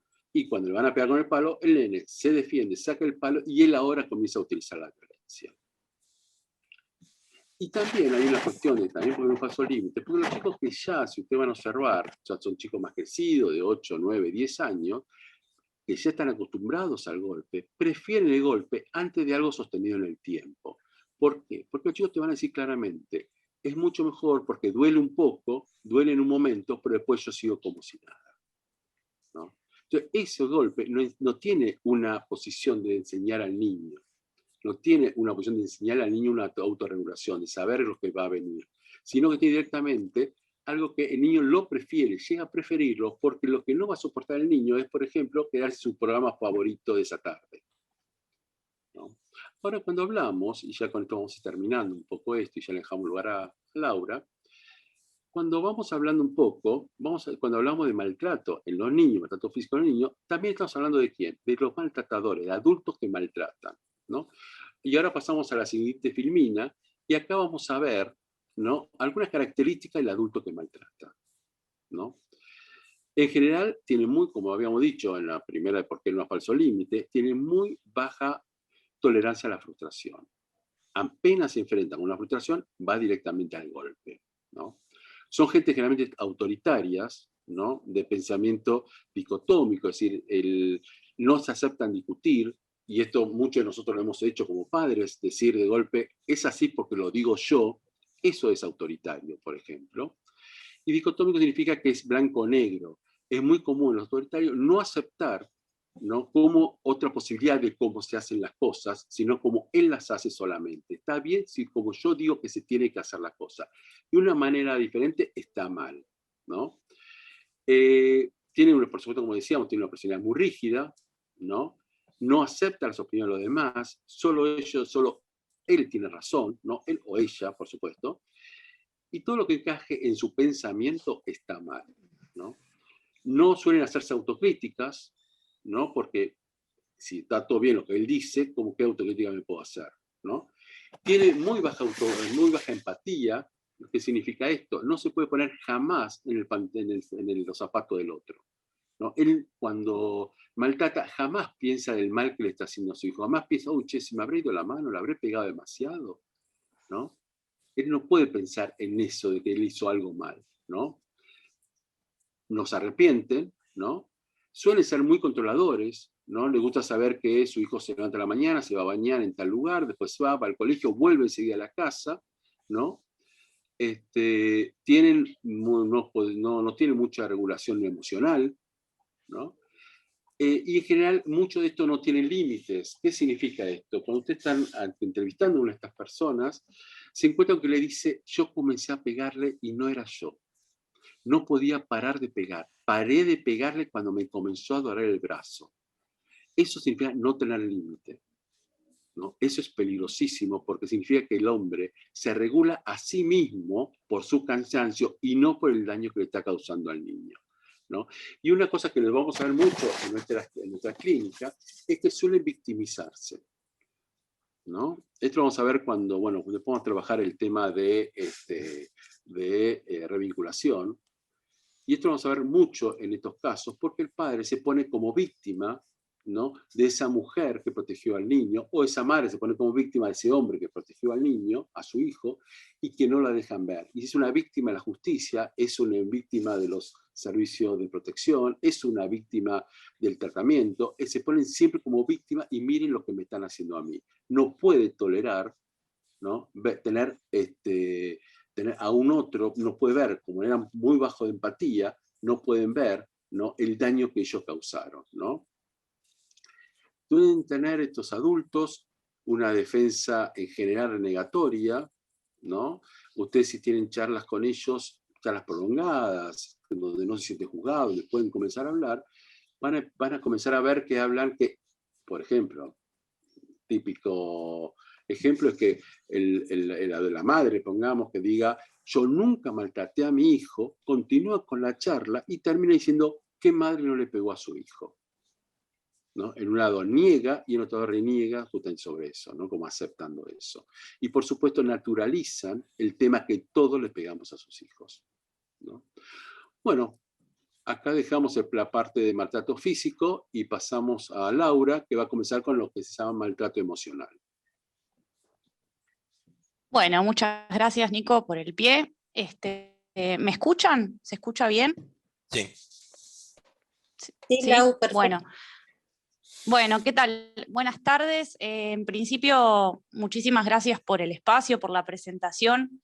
Para mí es un gusto estar compartiendo el inicio de un prolongado intercambio que seguramente será constructivo y enriquecedor para todos, ¿no?, para nuestros saberes y nuestras prácticas. La idea es, en principio, hoy poder introducirlos en la definición y en la valoración de lo que se conoce como el maltrato psicológico o el abuso emocional, ¿sí? Una de las tipologías del maltrato principales y, creo yo, potencialmente más dañinas de la desprotección infantil, y a la vez una de las violencias que presenta mayor dificultad a la hora de su identificación y de su evaluación. Al mismo tiempo podríamos decir que no ha recibido por parte de profesionales, organismos de protección, investigadores, etcétera, demasiada atención en comparación a otras tipologías, a otras modalidades de maltrato, como puede ser el físico y el abuso sexual. Sin embargo, por suerte, con los avances en materia de derechos humanos, la sanción de la Convención de Niños y Adolescentes, y todo el conjunto de leyes que se fueron promulgando en las últimas décadas, es que de algún modo fue posible iniciar un proceso de visibilización de este tipo de maltrato, ¿no? Así como también sobre sus efectos en la subjetividad, y que comenzó a considerárselo como un grave trauma primario en niños y adolescentes. Simplemente para sumarles un dato, ¿no? Hay un estudio que realiza UNICEF en el año 2017, en donde señala que 7 de cada 10 niños en Argentina sufren violencia física y psicológica. Y el 63% de esos niños sufren agresión verbal en sus hogares. Esto, de algún modo, nos sitúa en una realidad, y es por esto que consideramos, ¿no?, que resulta necesario al día de hoy poder otorgarle al maltrato emocional una autonomía en el Código Penal de nuestro país, ya que significa de alguna manera la expresión más acabada del maltrato al que muchas veces son sometidos niñas y adolescentes, y porque realmente el daño que causa en la constitución subjetiva muchas veces resulta irreparable. Bueno, como para ir un poco a la definición del maltrato emocional, o el maltrato psicológico o el abuso emocional, podríamos definirlo como acciones injuriantes, degradantes, que se dirigen a un niño, ¿no?, que se sostienen en el tiempo, o que tienen que ver con características en la interacción con el adulto o pares que dañan la salud psíquica y emocional de ese niño, niña y adolescente en el curso de su desarrollo mental y afectivo, y que son producidas o pueden ser producidos en su centro de vida, ya sea dentro de su entorno familiar, por progenitores o familiares afines, y fuera del ámbito familiar, ¿no?, por quienes detenten alguna relación de poder y autoridad sobre la vida de estos niños, niñas y adolescentes, por ejemplo, educadores, etc. Ahora bien, hay una filmina que me gustaría pasar, que es la de las modalidades o las formas de presentación del maltrato psicológico. No sé si se está viendo. Bien, sí, es esa. Bueno, en principio podríamos identificar que una de las primeras formas en las que se manifiesta el maltrato pueden ser actos verbales y no verbales, injuriantes, degradantes, que el adulto realiza hacia el niño. También aterrorizar, amenazar a un niño con sufrir un daño físico, una pérdida, poder ser abandonado o dejarlo en situaciones claramente peligrosas. Aislarlo, es decir, privarlo del vínculo con pares o de otros adultos significativos. Bueno, esto es algo que se ha visto mucho desde que comenzó la pandemia, ¿no? Muchos adolescentes deprimidos, aislados, en soledad. Otra de las maneras es desatender sus necesidades evolutivas, afectivas, médicas, mentales. Esto de algún modo implica una falla en las funciones parentales, ¿sí?, ligadas al registro y a la decodificación, podríamos decir, de las necesidades del niño. Muchas veces constatamos en la clínica, ¿no?, que los adultos presentan algunas dificultades en el reconocimiento de la diferencia, ¿sí?, de modo tal que el niño queda ubicado como un par del adulto, se anula esa asimetría funcional necesaria para la constitución del psiquismo infantil, y el niño muchas veces queda a merced de las vicisitudes pulsionales, las necesidades o del ambiente, ¿no? Entonces, esto de algún modo lo vamos por ahí a profundizar un poco más cuando veamos la negligencia como una modalidad más de maltrato. Otra forma de presentación es el fracaso en el reconocimiento o la toma de conciencia de la individualidad del niño y de sus límites y fronteras psicológicas. Aquí lo que se distingue es una falta de habilidad para poder justamente reconocer la diferencia entre la realidad del niño y la creencia de los adultos y sus deseos. Es decir, se dan generalmente como presentaciones medias simbióticas, o con características medias simbióticas. Otra de las modalidades es la exposición a la violencia doméstica, a la violencia de género. Bueno, en este punto, la categoría de niños testigos de violencia, así se los ha llamado durante mucho tiempo, al día de hoy puede ser cuestionada, es cuestionada, ¿sí? Ya que los niños no son meramente testigos pasivos, oculares de dinámicas intersubjetivas disfuncionales, ¿no? Sino que se encuentran inmersos en estas tramas familiares, subjetivas. Entonces, se constata en la clínica los efectos que esta posición trae a los niños, ¿no?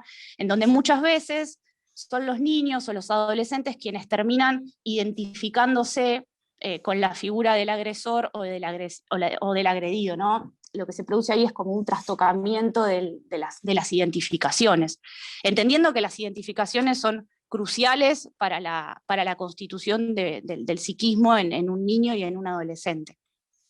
Y estas escenas de violencia que tienen una intensidad traumatogénica pasan a formar parte del cotidiano, ¿no? Son internalizadas y por ende sentidas como propia, y por lo tanto sufren y viven el daño estos niños de manera directa.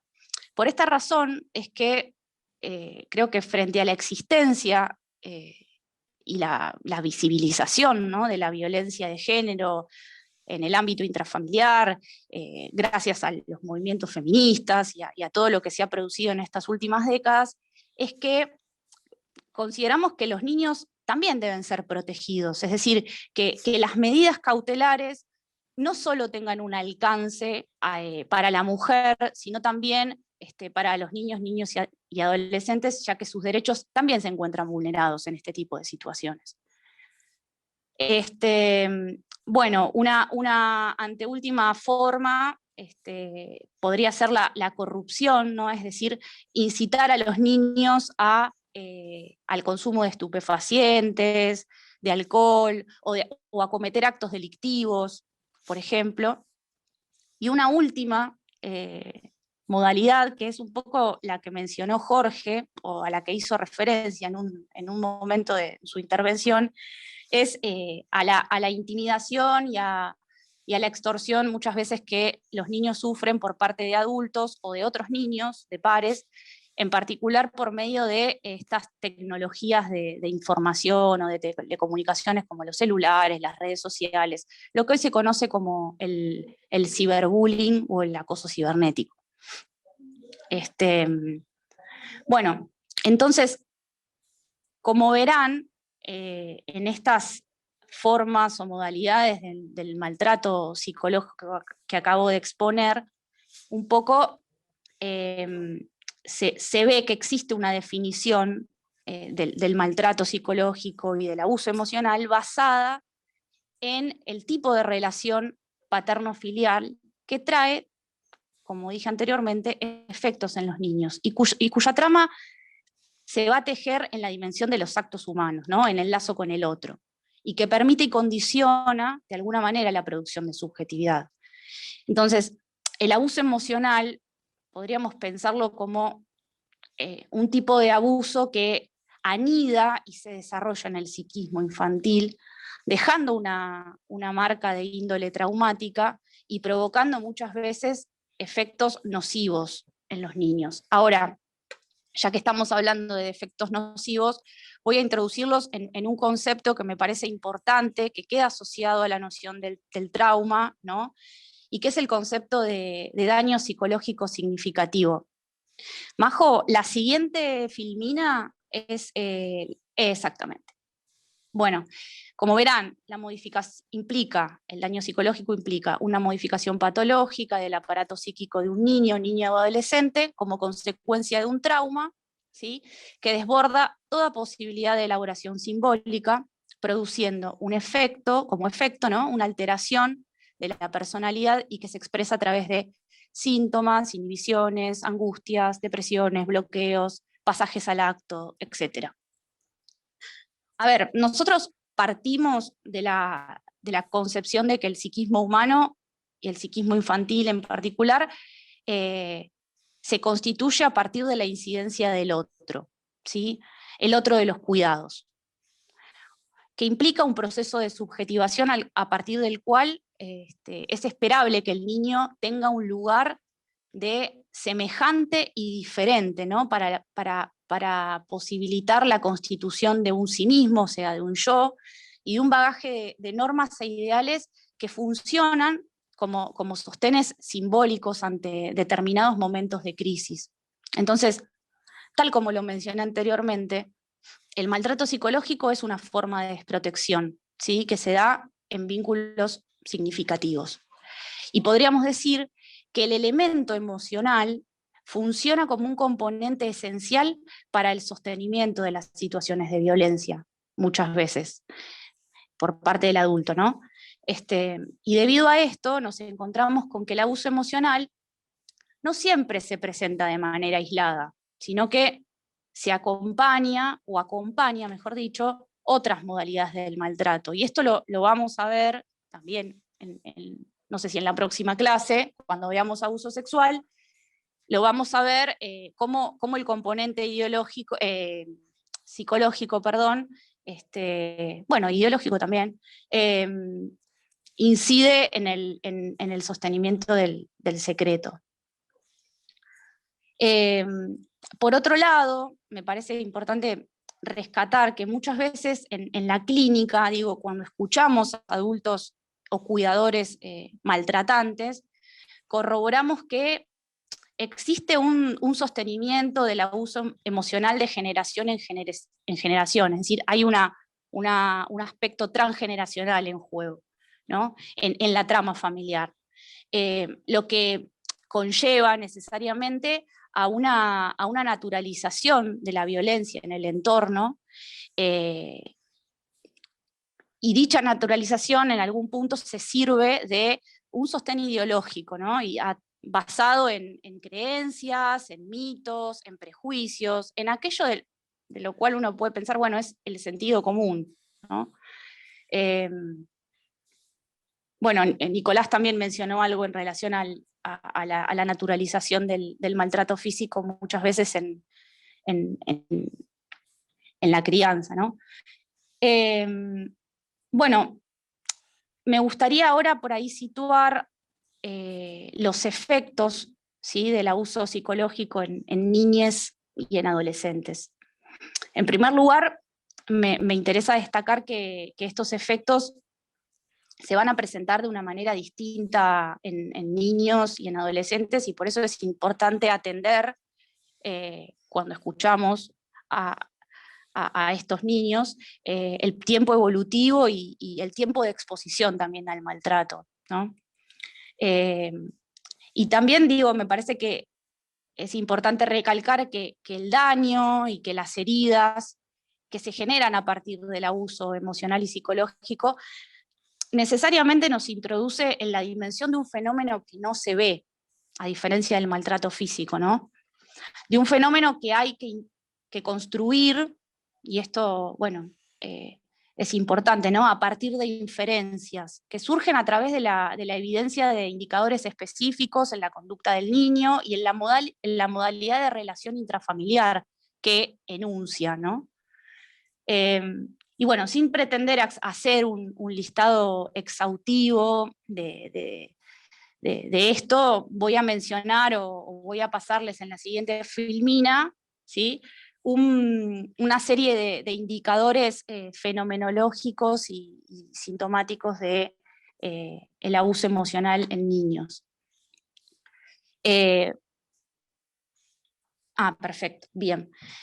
El primero, como bien dice ahí es el miedo aparentemente injustificado hacia adultos, así como también por ahí cierta desconfianza hacia los adultos que se presentan siendo afectuosos o con una característica positiva. Generalmente se tratan de niños muy inhibidos, con alguna presentación medio fóbica, pero por eso digo, hay que escuchar ahí, ¿no? De qué se trata. La tendencia a la soledad y al aislamiento, sobre todo en edades en las que se esperan que los chicos tengan por ahí más contacto con pares, sobre todo en la adolescencia, ¿no? Esto es muy llamativo en los adolescentes, muy frecuente. La detención o el retraso en el crecimiento, ¿sí? Enfermedades psicosomáticas a repetición, esto es el ABC, muy común, y generalmente también se acompaña con dificultades en el control de esfínteres, es decir, síntomas enuréticos, encopréticos, agresividad desmesurada o estallidos de agresividad inexplicables, ¿no? Frente quizás a situaciones o estímulos muy, muy pequeños. Muchas veces estos chicos son lamentablemente mal diagnosticados como trastornos de conducta, ¿no? Y en realidad, cuando uno se queda con el diagnóstico, por ahí vienen a la consulta, ¿no? Con estos diagnósticos y muchas veces no pueden escuchar que detrás de estos trastornos en realidad se esconden situaciones de violencia graves. Accidentes a repetición, dificultades en el retraso, en el desarrollo, o retrasos en el desarrollo, bajo nivel de autoestima y ideación suicida. Bueno, a ver, entonces, las conductas del adulto, los indicadores de maltrato y los efectos en los niños nos conducen a una lógica, y voy a retomar un poco algo de lo que planteó Jorge al principio, una lógica que nos impone a nosotros como trabajadores de la salud y del campo social, nos impone una ruptura epistemológica, ¿no? Con un paradigma que sostiene el criterio del niño como un objeto de tutela, ¿no? O de protección por parte de adultos, instituciones. Digo, me refiero al paradigma tutelar.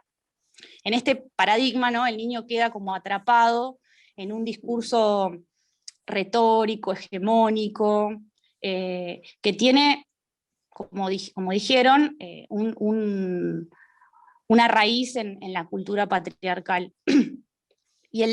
Y quedar el niño atrapado en este discurso, en este paradigma, significa de algún modo que no es escuchado, especialmente cuando lo que se describe son situaciones de maltrato. Por eso creo que una tarea imprescindible como trabajadores del campo social es pensar la actualización, ¿no? De los dispositivos de atención, a los fines de abordar aquello que de la cultura se presenta de manera sintomática. Yo creo que creo y estoy convencida que el maltrato infantil es un síntoma de la cultura. Y por eso creo que los dispositivos de protección y atención de niños, niñas y adolescentes tienen que ser constituidos como un espacio activo y de circulación de la palabra de las infancias. En este sentido, la dimensión interinstitucional y social nos atraviesa los dispositivos, y la idea es poder ofrecer, o la apuesta, mejor dicho, es ofrecer espacios de escucha diversos que puedan alojar un decir, ¿no? Una versión del sufrimiento infantil, y por lo tanto creo que la generación de estos espacios destinados al tratamiento de lo siniestro, de lo ominoso, de lo traumático, creo que constituye una apuesta y un foco de resistencia frente a los embates del patriarcado, del neoliberalismo, cuyos efectos tenemos muy presentes en el tejido social y por qué no también en las instituciones que son parte del mismo. Entonces, creo que no es posible pensar la protección y el tratamiento de lo traumático, y acá me estoy yendo un poco más a los dispositivos, ¿no? de abordaje, de atención. Creo que no es posible pensar la protección y el tratamiento de lo traumático desde dispositivos institucionales fragmentados, porque si no pareciera ser que aquella fragmentación corporal con la que muchas veces, y psíquica, ¿no? Con la que muchas veces nos topamos en niños y adolescentes víctimas de maltrato, termina siendo reproducida por dispositivos, instituciones fragmentadas que sin quererlo terminan siendo reproductoras de crueldad, ¿no? Por eso creo que en los tiempos que corren, frente al aislamiento de los cuerpos, venimos de un año muy complicado, creo que la pandemia aún no ha terminado. Frente al aislamiento de los cuerpos, creo que es vital poder apostar al lazo y a la continuidad, ¿no? Y como decía antes, poder pensar y repensar los dispositivos terapéuticos que tienen que estar abiertos a los avatares del contexto, ¿no? Me parece que la pandemia nos puso como desafío algo de esto. Digo, encerrados en nuestras casas, aislados, fragmentados, bueno, había que darle continuidad a la tarea, sostener la atención, sostener el sistema de protección para niños, niñas y adolescentes. Digo, fue quizás un momento para pensar y repensar estos dispositivos. Y bueno, ya la última, Filmina, Majo, si la podés... Bien. Y simplemente para poder mencionarle algunos de los dispositivos para trabajar con los adultos, ¿no? Maltratantes. Uno de ellos son los grupos de padres o cuidadores con dificultades en la crianza, que son una herramienta muy valiosa para este tipo de abordaje y de trabajo, sobre todo en lo que tiene que ver con el trabajo con las funciones, mejor dicho, parentales. Esto también es algo que lo vamos a ver más adelante. Funciones parentales que están basadas en el holding, el apego, la disponibilidad, la implicación y otras categorías que son propias de la tarea, y que tiene como objetivo poder estos grupos analizar desde una perspectiva clínica si estos referentes han podido alcanzar o desarrollar recursos simbólicos que permitan revisar sus conductas violentas e inscribir por ahí nuevas modalidades vinculares que puedan ofrecer desde una perspectiva deseante un medio estable y facilitador para sus hijos. En los dispositivos grupales con padres maltratantes, se trabaja generalmente de una manera operativa, terapéutica, aquellos aspectos ligados a la historia de cada participante, la historia de la pareja parental, si es que hay una pareja parental, ¿sí? Y el lugar del niño en lo familiar. Realmente son grupos que son muy eficaces, no me gusta usar esa palabra, pero bueno, para que se entienda, muy eficaces en el trabajo en este tipo de situaciones. Y finalmente, por ahí en función de trabajar los efectos, ¿sí? En niños y adolescentes de víctimas de maltrato, la construcción por ahí de grupos terapéuticos que para mí resultan ser una apuesta significativa, ya que en Argentina existe una rica tradición en experiencias grupales, ¿sí? Pero muchas veces, no sé por qué, no encuentran por ahí tanta aceptación por parte de algunas instituciones. Muchas veces se terminan privilegiando los tratamientos individuales, que también son otra forma de atención, que me parece que también son importantes, pero el trabajo con niños víctimas de maltrato en dispositivos grupales, la verdad que es una apuesta interesante, significativa, y que me parece que hay que reflotar en nuestro país. Bueno, Me apuré un poco por el tiempo, para incluso ver si podemos dar lugar a algunas preguntas. Bueno, yo hasta acá.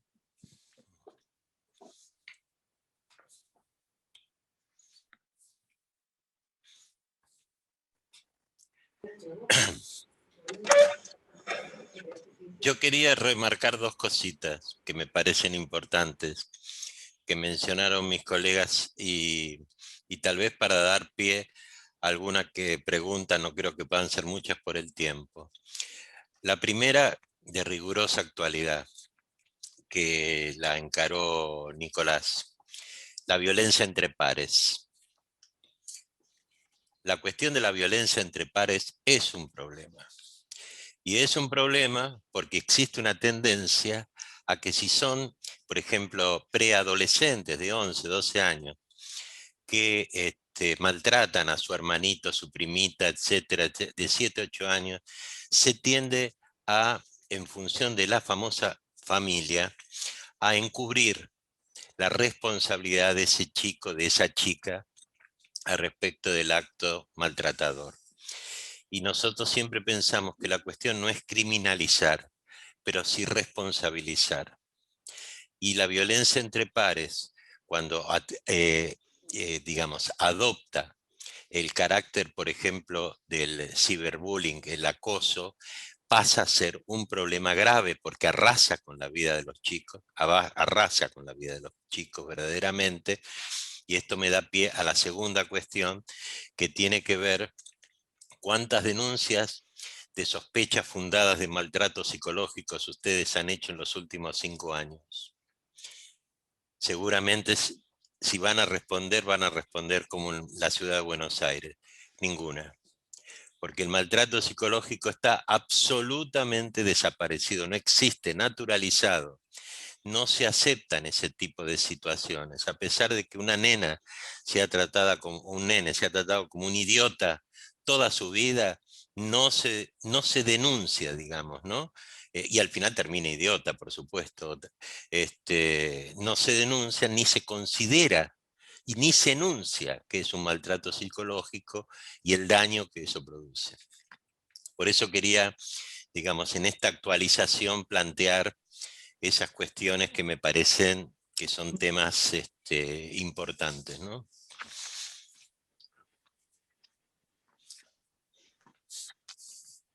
Bueno, Janet, te dejamos la coordinación. Hay un aporte de Griselda y dice: hola, coincido con lo que exponés en cuanto a generar espacio de comunicación con los adolescentes, área en la que trabajo. Pero nos encontramos con la dificultad de poder generar que estos espacios sean realmente espacios de poder exponer sus sensaciones, sentimientos, solo para ellos un espacio de demanda.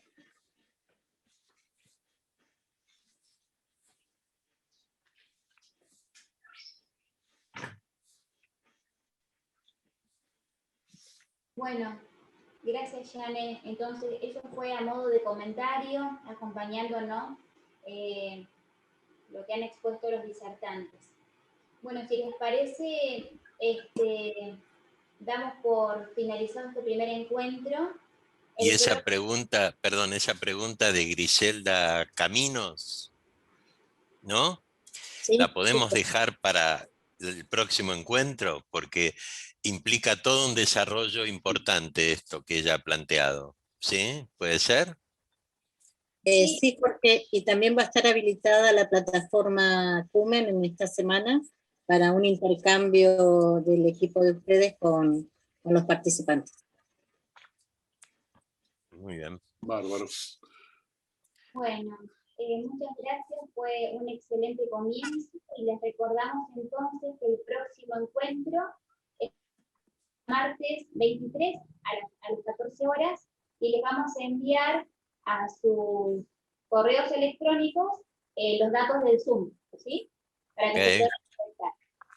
Les queremos agradecer porque detrás de cada persona conectada hay 7 o más y esto fue posible por la limitación que tenemos del Zoom. hubo más de 500 inscritos, así que bueno, tuvimos que apelar a la solidaridad de cada representante, sobre todo del interior, para que en una conexión pudieran haber más de una persona y bueno, que todos pudieran participar. Así que agradecer también eso. Y bueno, nos encontramos entonces el próximo martes. Muchas gracias. Muy bien, hasta el martes. Chao, hasta luego.